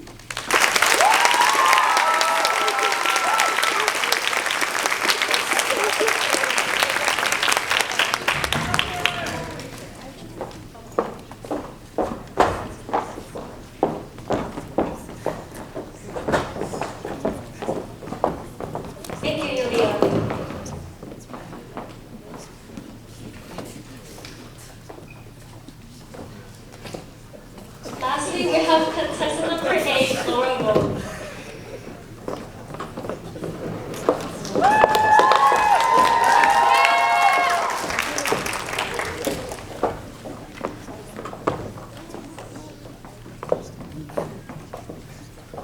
Laura, please pick a question.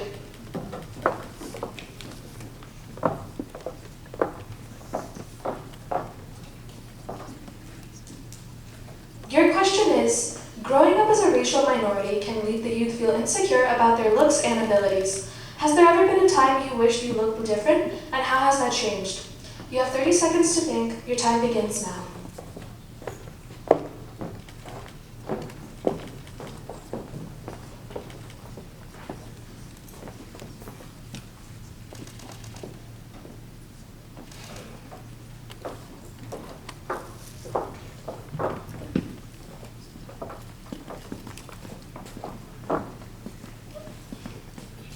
Yes, there was a time.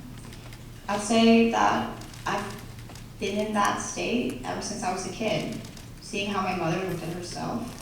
She wanted to be the White Lotus, be like the idols. She wanted pale skin, she wanted to be thin. And even though she didn't put that pressure on me, she put it on herself. I followed it.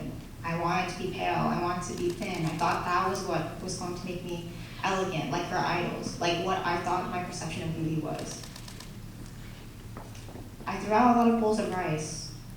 I rubbed my skin to try to get off the perceived dirt. And how has that changed? I think it's most when I went to, just with my education, when I saw different perspectives around me and saw that people have different versions of beauty. This version that she put on me wasn't the only standard of beauty. There's many different types.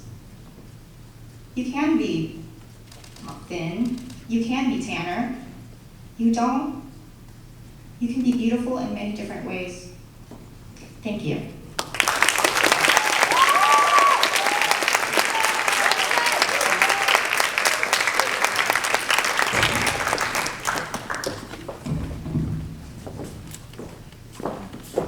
Thank you, Laura. Can we have another round of applause for all our contestants?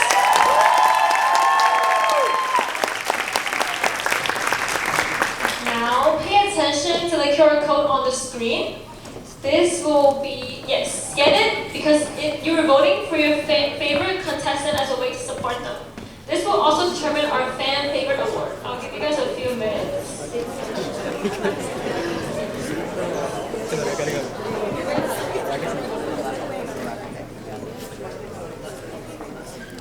Can you move the QR?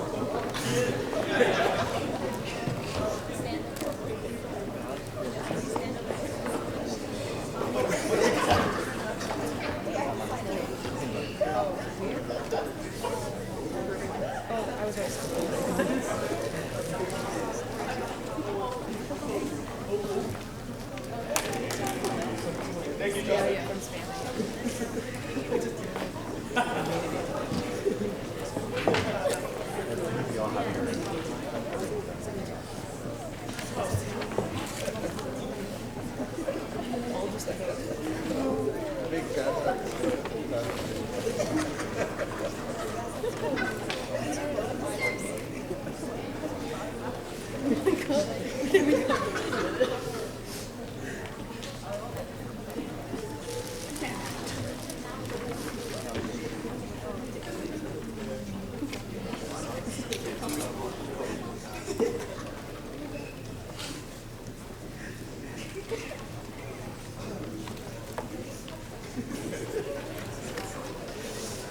Everyone got the QR code?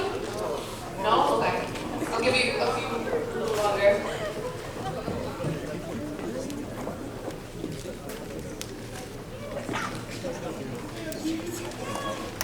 If anyone's done with their papers, you know, I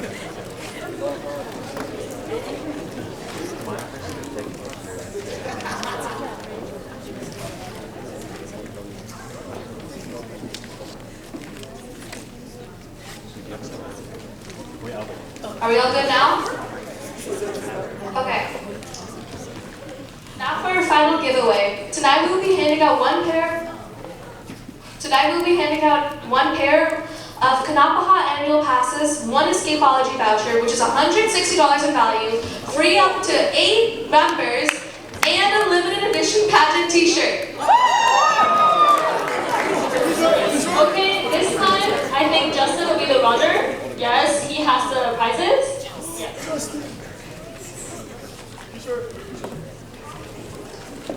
Okay, ready? The first question is, which contestant, when applying to be an AKM contestant, said they'd be Gojo Satoru? Hey, 3 seconds. Okay, 3, 2, 1. I think you... Oh, no. Yulia? No, I'm sorry, that's incorrect. Okay, Bexa? Is it Dominique Fernandez? Okay, girl in the front, black. Yeah, Steven.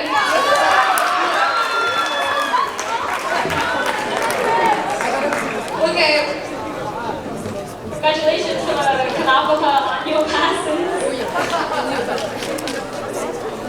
The next question is, which contestant has the greatest amount of visible Google Docs edits to their speech at 331 revisions?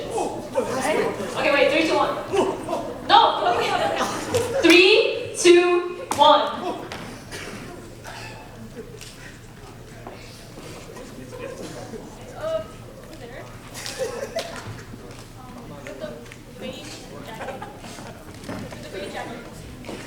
With the beige jacket. Yes, you. Yes. Oh, you can stand. No. Ooh. Okay, wait. 3, 2, 1. Ryan? Is it Dominique Fernandez? No. Okay. Okay, wait. 3, 2, 1. Oh. Sammy? Oh. You don't want? I'll give it to someone else. Who is it? Answer. 5, 4. No. Oh my god. Yeah. Okay. Yeah. 3, 2, 1.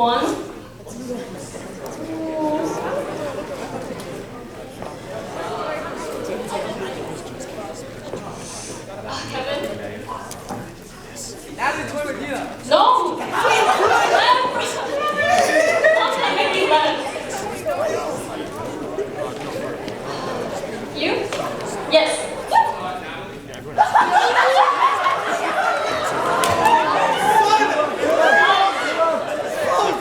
Oh my god, okay, wait. 3, 2, 1.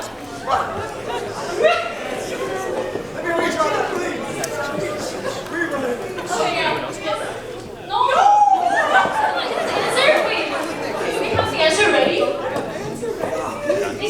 There's only one left? Yes.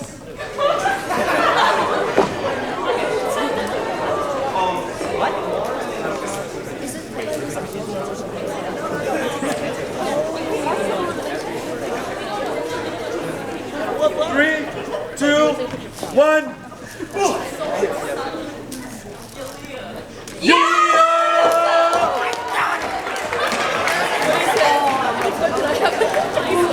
Congrats on your escapology voucher. You can invite up to 8 of your friends.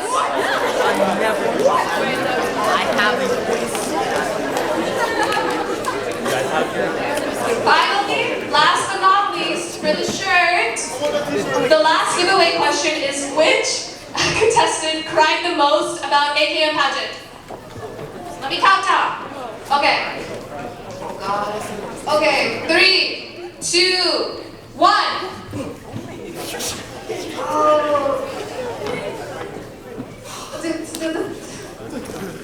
Oh, yes, you. No. Okay, 3, 2, 1. Yes, you. No. Okay. Okay, 3, 2, 1. Yes, it's gone!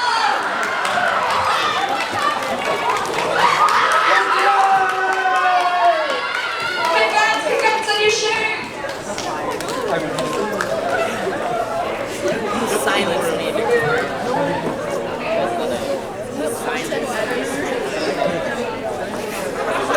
Now, enough for the stalling. We will now be announcing the winners of Mixed AASU.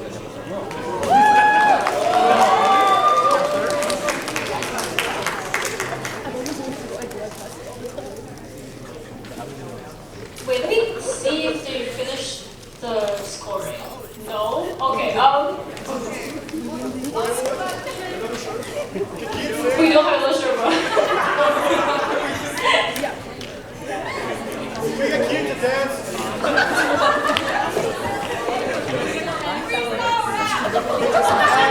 With no music? Justin, rock.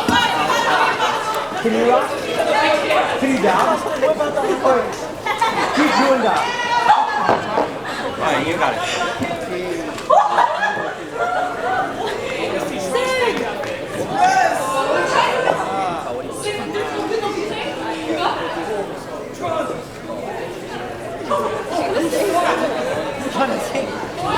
AKM pageant contestant, John will sing!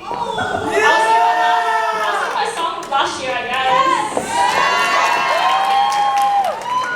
As in 世界原來不像你預期，仍懷着一顆謙卑來面對不安的天氣。風雨總有限期，終於會等到夢寐，全城在面前，不搞你是你。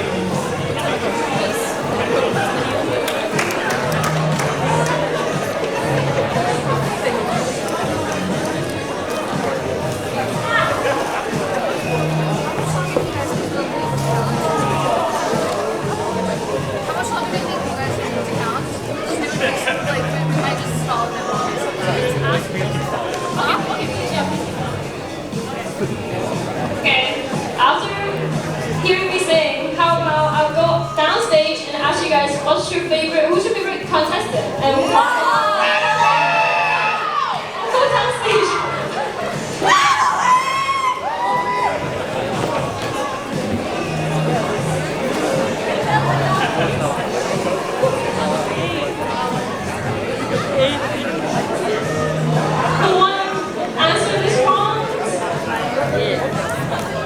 I want a shirt.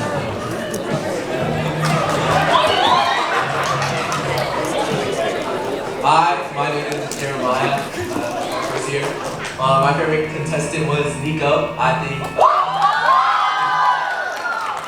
really liked his speech. It was like very impactful, I think. Also, 3 different talents. Fire, fire! Who wants to go next? Okay, I loved all of the contestants. They were super awesome, but Kayla is the best person in the world, and her talent was incredible. I'm sorry. Oh, my name's Grace. But like, you can't beat that talent. That was incredible. No? Okay. Thank you, thank you.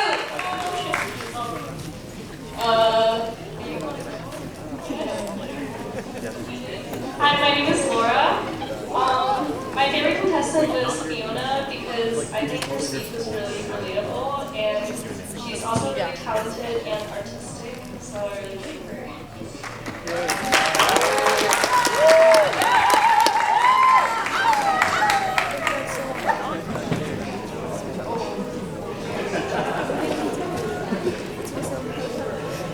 My name's Kelvin.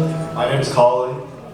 Even though our big Steven and Nico were contestants today, our unbiased opinion that our favorite contestant was Kayla Coe. Yeah, she really is amazing. Never met her before. We would love to meet her, but yeah, her talent was amazing and yeah, very impressive. The talent just blew me away.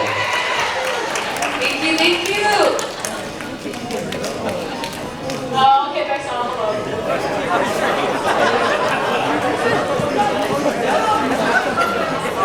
Hello, my name is Nexon, and I think specifically, Laura's performance was my favorite. She spoke out to me when she talked about how her grandma died by bazooka. Kaboom.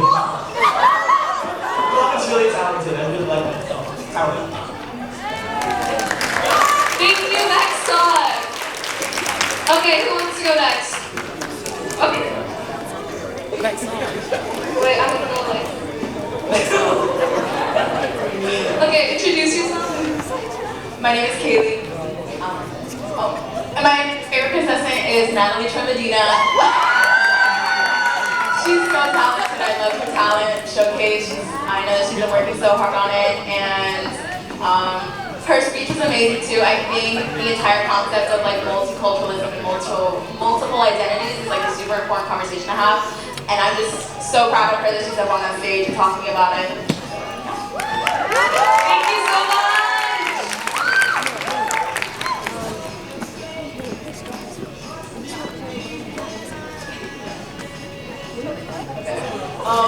I'm Emily, but our favorite contestant is Nico!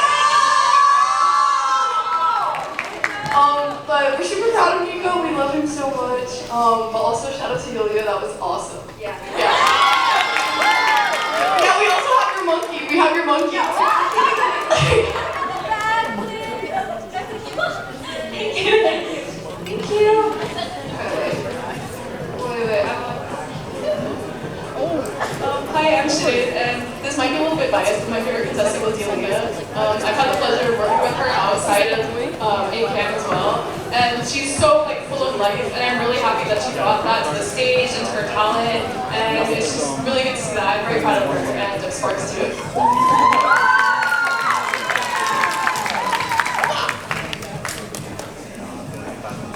Hello, my name's Gabriel, and I know there's been a lot of Kayla Coe release, but she was really good.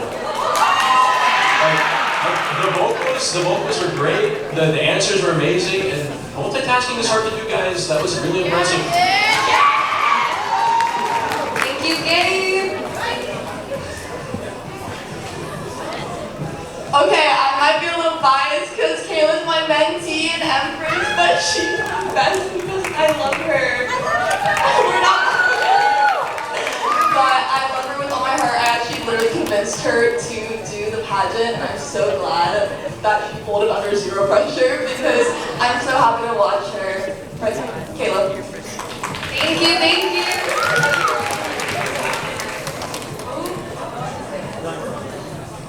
Hi, my name is Vinny, and I really liked Laura's performance throughout the night.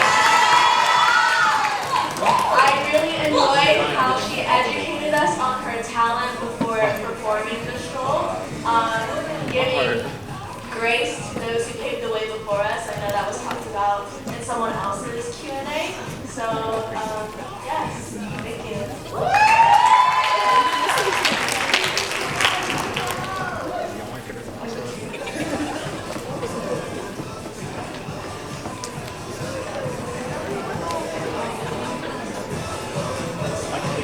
Okay guys, thank you so much. We will now be announcing our winners. Can we get one more round of applause for all our contestants and their amazing performances?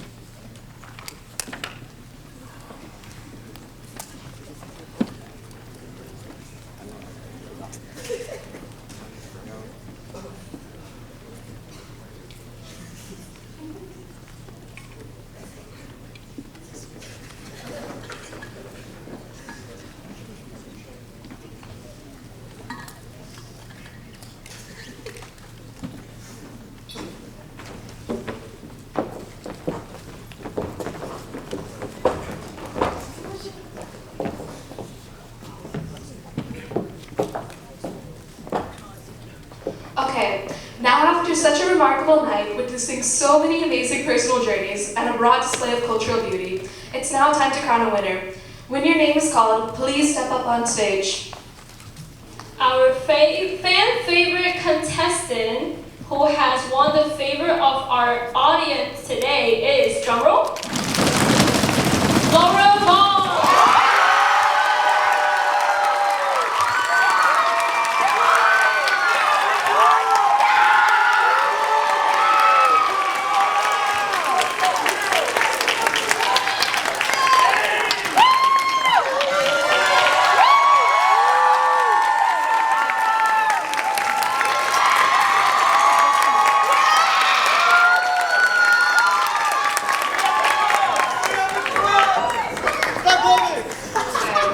To continue, our mixed congeniality contestant who has won the hearts of their peers through weeks of kindness and grace is, drumroll please, Miko Wynn.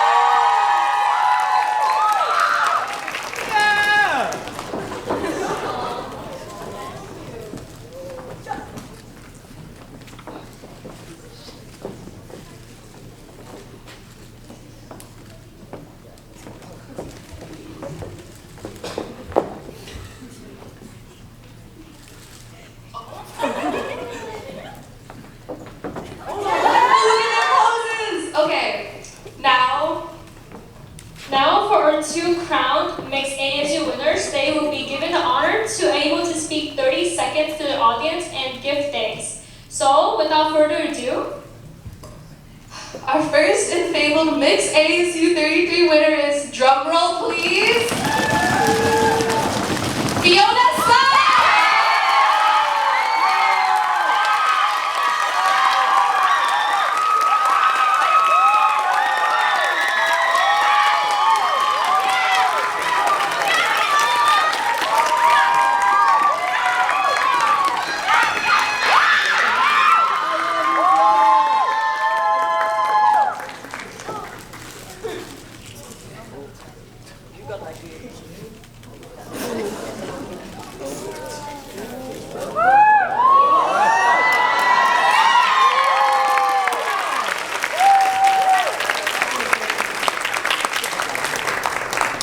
Okay, well, I wasn't expecting this one, but hi, I'm Fiona.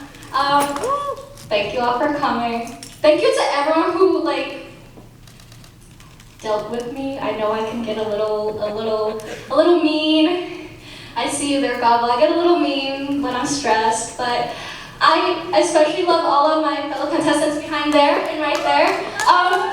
They taught me so much, and I love every single one of them, and I love every single one of you. Oh my gosh, I don't know what to say. I'm about to cry. So I will pass off this mic to someone else before the waterworks start. Thank you.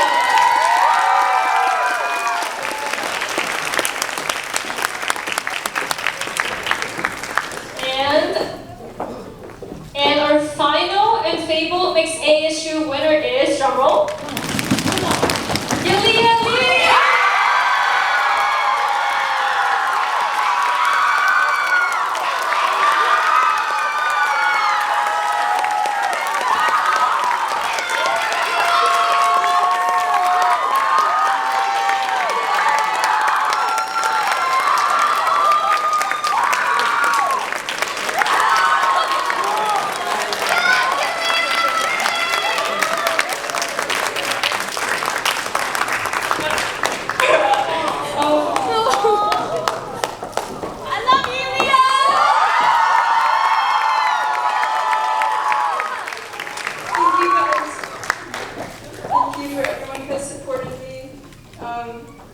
I had a lot of fun. I hope you did too. And I think I can speak for all the contestants when I say thank you so much for coming and supporting us.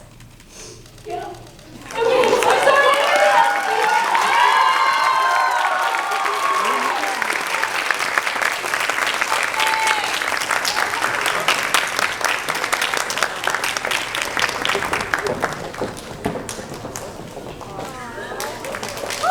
Let's get one more round of applause for our winners.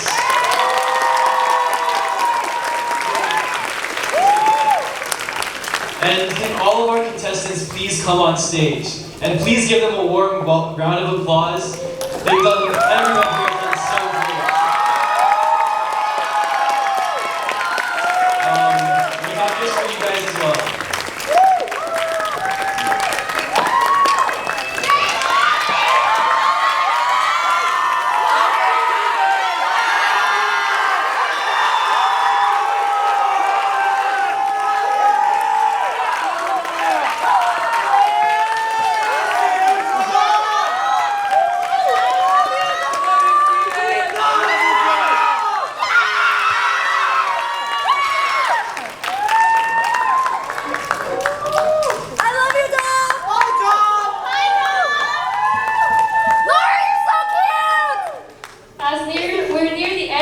I just want to say thank you so much for coming and supporting our contestants throughout the whole month. Once again, I'm Chan. My name is Elvira. Thank you for having us and bearing with us as your pageant MCs for tonight. Now thank you so much. Can we get another round of applause?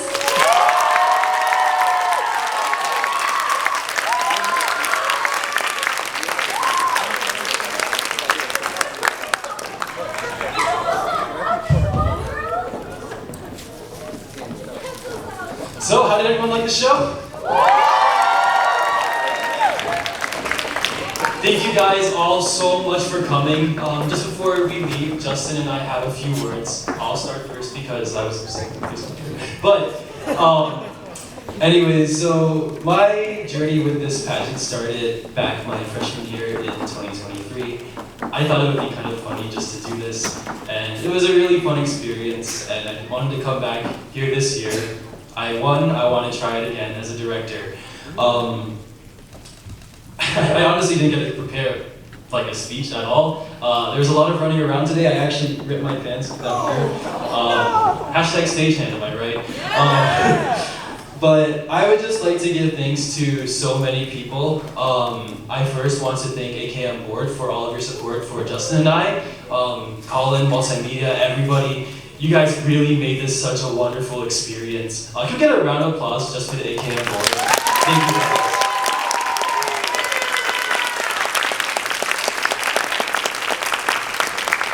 I would like to thank my brother Nate, I guess. I'm just messing with you. I'd like to thank all of my friends, my family, my girlfriend Jaden, for helping me out through this entire pageant, being my emotional support along the way. A lot of times I'd be on my phone like 24/7. You guys know that I kind of hate that, like when I'm eating, like, oh my bad, I got a meeting, y'all. Thank you for bearing with me with that. I guess I'll thank Serge and Just Group for pushing me to do pageant my first year. You guys were what encouraged me to start that, so thank you guys. I would like to thank our committee. Thank you guys so much for all your work. Izzy and Visa Chun, they were amazing. Can we get a round of applause for them, please?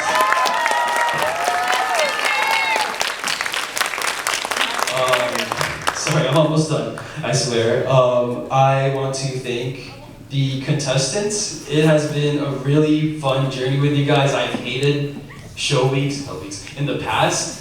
And honestly, I looked forward to spending time with you guys, hearing you guys yap, eat Drizzlicious, see much food.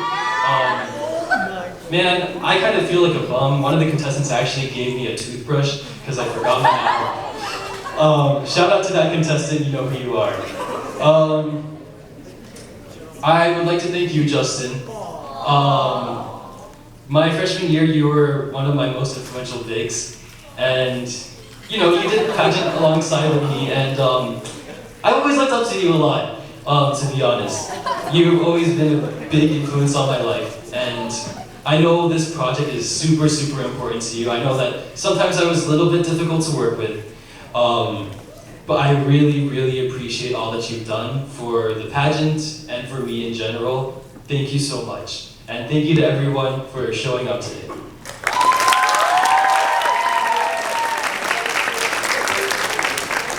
Ian has said all of the thanks that I have to give, except for two. Thank you to my girlfriend Sarah for coming and for supporting me for both pageant and today. For both pageant and today. Thank you to Sparks, FSA, and Surge for being my pageant organizations when I first ran. And thank you to the audience. This theme means a lot to me because it is actually my winning pageant speech topic. The stories that we tell mean so much to us. And they mean so much because that's how we get remembered. None of us want to be forgotten. And I know that spaces that I taught these contestants and the communities that we taught these contestants, they want to be remembered. So every time they said APID, or APIDO, or the BEC, or the IHLC, or PASA, or any of the other organizations, thank you for remembering them. Thank you for listening to them, because no story exists without their audience. Thank you all for being a wonderful audience, and for being here today. Thank you. One last thing. Thank you to the judges for showing up and just watching us. You guys have been inspirations to everyone here in the community. Thank you. Wow. Have a wonderful rest of your night. Thank you, Well, we have one more thing before we end. Thank you to our wonderful pageant dads. Not money. Just money. Honey, I'm broke. Not anymore. You said this already, but you taught us all so much, and we're so honored to have you guys as our directors to be able to allow us to stand on the stage. And we're so honored to be your pageant kids.